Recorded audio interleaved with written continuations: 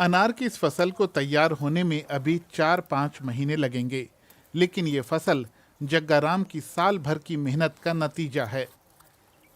जहां भारत के बहुत से किसान अच्छी फसल के लिए अच्छी बारिश की दुआ मांगते हैं, वहीं जग्गाराम कहते हैं कि बारिश जितनी कम हो, अनार के लिए उतनी अच्छी। सर इसमें क्या है, ज़्यादा बारिश हो जाती है तो फ्रूटिंग थोड़ा लाने में तकलीफ रहती है। ज़्यादा बारिश होने की वजह से जितना धूप रहेगा न, उतना फ्रूटिंग अच्छा निकलेगा अनार। पानी इसमें बिल्कुल कम चाहिए, बूंद बूंद से सिंचाई करते हैं। और जब ये फ्रूटिंग निकालना है तभी 2 महीना पानी बंद करना पड़ता है। 2 महीने तक हम पानी नहीं देते अनार को, 2 महीने तो अच्छा फ्रूटिंग निकलता है। अनार का ये बगीचा राजस्थान के जोधपुर जिले में है। लगभग 10 हेक्टेयर में फैले इस बगीचे में 8,000 से ज़्यादा पेड़ हैं। फसल अच्छी रही तो इस बार बगीचे से 100 या 125 टन अनार निकलने की उम्मीद है। हाल के सालों में इस इलाके में अनार की खेती का चलन बढ़ा है। दरअसल यहाँ की ज़मीन अनार के लिए बिल्कुल मुफीद है। थार का रेगिस्तान यहाँ से बहुत दूर नहीं है और ये भारत के सबसे शुष्क इलाकों में से एक है। जग्गाराम को अनार की खेती का अच्छा खासा अनुभव है। हालांकि ये उनका अपना खेत नहीं है, बल्कि वो यहाँ चौथाई हिस्सेदारी पर काम कर रहे हैं, यानी खेत किसी और का और मेहनत उनकी, और मुनाफे में भी 1/4 हिस्सा। पड़ोसी जिले बाड़मेर में उनका अपना खेत है। जहाँ अनार का मेन गढ़ है वहाँ पे खेत है आज भी। वहाँ पे क्या है, अभी मैंने जो वो ट्यूबवेल बनाई ना पानी के लिए, तो वो फेल हो गई तो 3 लाख का कर्जा हो गया। इसकी वजह से अभी दूसरी जगह बगीचा करना पड़ा। बाकी का पैसा था वो मकान में डाल दिया। ये साल अभी अच्छा पद आएगी तो अपने गांव चले जाएंगे, उधर बढ़िया कनेक्शन आ गया। अगली साल अनार पानी आने लगा के अनार बना के एकदम बढ़िया बगीचा बनाएंगे। समय समय पर खेत के मालिक भी निगरानी के लिए आते रहते हैं। इस खेत के मालिक बहराराम पालीवाल हैं, जो इलाके के बड़े अनार किसानों में से एक हैं। जयप्रकाश पालीवाल उन्हीं के बेटे हैं। अनार के बगीचे की देखरेख में वो भी हाथ बटाते हैं। लेकिन इनसे नुकसान होगा? कोई नुकसान नहीं है, हमारे वहाँ इतना खड़ा है आज भी। किसानों का कहना है कि उनकी चुनौती सिर्फ अच्छी फसल पैदा करना नहीं है, बल्कि उसे समय से बाजार तक पहुंचाना भी जरूरी है। मुश्किल तो है साहब, यहाँ बहुत मेहनत करनी पड़ती है और पौधों को भी बड़ा करने में बहुत बड़ी समस्या आती है।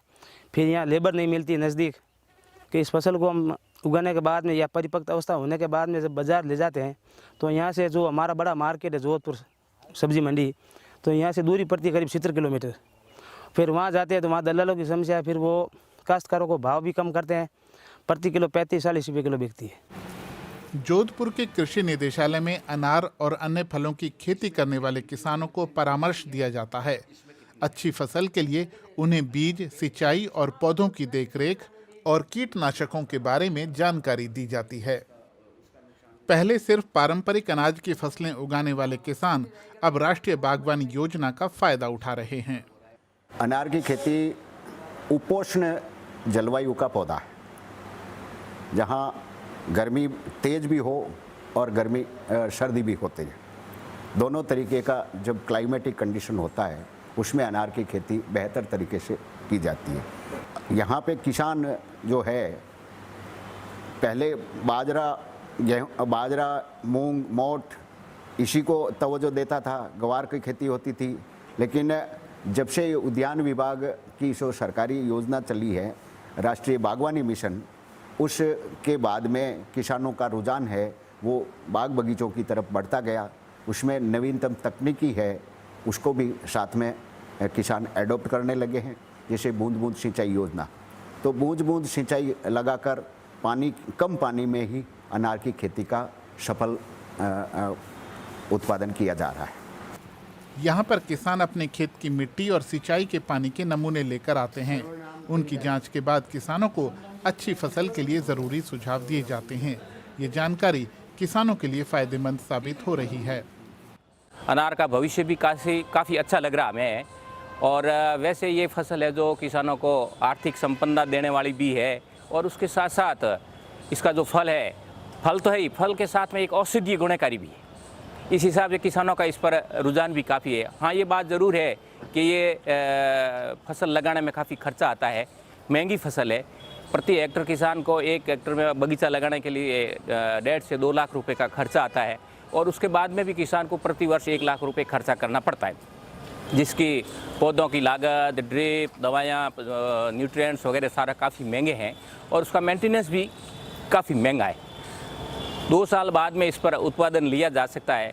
जोधपुर ज़िले में कई किसानों के उत्पादन पिछले 2 साल से चल रहा है, उत्पादन भी किसानों का ठीक आ रहा है। कभी कभार ज़रूर थोड़ी सी भाव की वजह से किसान को डर लगता है कि ऐसा नहीं है कि इसके भाव ज़्यादा कमज़ोर हो जाए, लेकिन फिर भी 30-40 रुपये किलो तक औसतन यहाँ 2 साल से बिक रहे हैं, इसलिए किसान अभी भी संतुष्ट है। सरकार इलाके में अनार की खेती को बढ़ावा देने के लिए किसानों को सब्सिडी भी दे रही है, लेकिन कई बार मौसम खेल बिगाड़ देता है। इस बार बारिश थोड़ी ज़्यादा हुई, लेकिन जग्गाराम खुशकिस्मत हैं कि उनके बगीचे में अच्छा फल आया है और वो अच्छे मुनाफे की उम्मीद कर रहे हैं। वो कहते हैं कि मुनाफे में 1/4 हिस्से के तौर पर इस बार उनके पास 10 लाख रुपए तो आने ही चाहिए। गई साल मार्केट नहीं था अनार का, एक्सपोर्ट बंद था, तो अनार का भाव नहीं मिला। ये साल क्या है, बारिश ज़्यादा है तो फ्रूटिंग बहुत कम सेट हुआ, लोगों को माल फूल गिर गए सबके। तो इधर थोड़ा बारिश कम होने की वजह से अपना फ्रूटिंग अच्छा है। ये साल मार्केट रहेगा तो लगता है लगभग 100-125 टन माल का नजन है मेरे को ये साल। जैसे पौधे पे इधर भी 7-8 हज़ार पौधा है, तो मेरा नजन है कि 10 लाख रुपया मेरा टारगेट है। 1/4 में 10 लाख रुपया मेरा टारगेट है। उसमें मेरा 3-4 लाख का खर्चा हो जाएगा, लेबर चार्ज है, खाने पीने का है, स्कूल के बच्चे का, सब साथ मिला के 3-4 लाख 5 लाख रुपया मेरा खर्चा हो जाता है। 5 लाख रुपया बचता है। जग्गाराम ने इतना बड़ा बगीचा पहली बार हिस्सेदारी पर लिया है। हजारों पौधों की देखभाल वो और उनकी पत्नी मिलजुल कर करते हैं। इसमें पेड़ों के आसपास उगने वाली खरपतवार को साफ करने से लेकर नियमित समय पर उचित सिंचाई और कीटनाशकों का इस्तेमाल करना सब कुछ शामिल है। जग्गाराम कहते हैं कि साल के 3 महीने अनार के बगीचे में ज़्यादा काम होता है, उस वक्त वो और मजदूरों को काम पर लगा लेते हैं। लेकिन जैसे जैसे जग्गाराम का अनुभव बढ़ रहा है, वैसे वैसे उनका हौसला और आमदनी दोनों बढ़ रहे हैं। अभी 4 साल हो गए अनार में। पहले मैंने 1000 पौधे का बगीचा लिया तो लाख रुपया मेरे को मिला और ऑटो भी चलाता था, हमारे घर से वो संभाल लेती थी। फिर लाख रुपया मिला तो मैंने थोड़ा ऑटो को कम कर दिया। फिर दूसरा बगीचा लिया, उधर 1500 पौधा था, उधर 2 लाख मिला, तो ऑटो को छोड़ दिया, फ्री हो गया ऑटो। लेबर लाने के लिए, घर पे जाने के लिए काम लगता है और पढ़ाई अभी फ्री है, कोई टेंशन है नहीं। फिर वैसे करते करते मैंने बोला 2 लाख मिला, अब की बार और बड़ा करते, तो मैंने 2000 पौधा, 5 साल का पौधा था वो, बहुत बड़ा। ऐसे ऐसे 4 पौधे इकट्ठे हुए तभी वो, इतना हाथ लंबा करूँ तभी एक पौधा बनता है, तो वो पौधे पे गया। और अब ढलता सूरज दिन को अलविदा कहने वाला है। जग्गाराम भी अब घर की तरफ बढ़ चले हैं। बगीचे के पास ही उनका अपना आशियाना है, लेकिन अचानक उन्हें अपने कदम पीछे खींचने पड़े।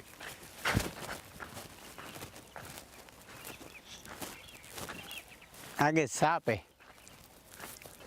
नहीं काटता नहीं, उसको दिखता ही नहीं, इसके 2 मुंह हैं।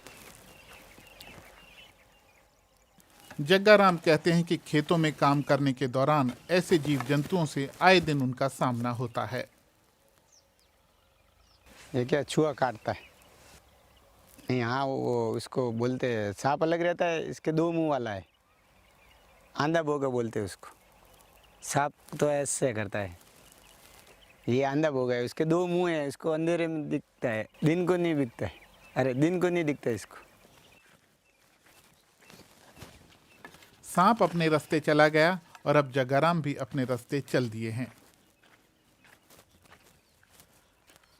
जग्गाराम जानते हैं कि उनकी जिंदगी तो खेती किसानी में ही बीतेगी, लेकिन अपने बच्चों के लिए वो एक बेहतर जिंदगी का सपना देखते हैं। जग्गाराम की 5 बेटियां और 1 बेटा है। वो सबको कम से कम 10वीं तक तो पढ़ा लेना ही चाहते हैं।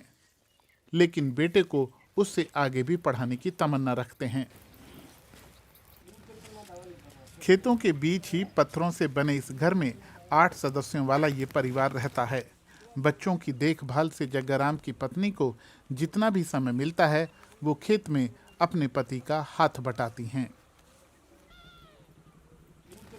अपने बच्चों के साथ जग्गाराम जल्द ही वापस अपने गांव लौट जाना चाहते हैं ताकि अपने खुद के खेतों में अनार की फसल लगा सकें, लेकिन इसके लिए इतने पैसे की ज़रूरत होगी कि उनका कर्ज भी उतर जाए और फसल लगाने के लिए पैसे भी बच जाएं। स्वाभाविक है, सब कुछ इस बात पर निर्भर करेगा कि इस बार इस खेत से मिलने वाली फसल कैसी रहेगी।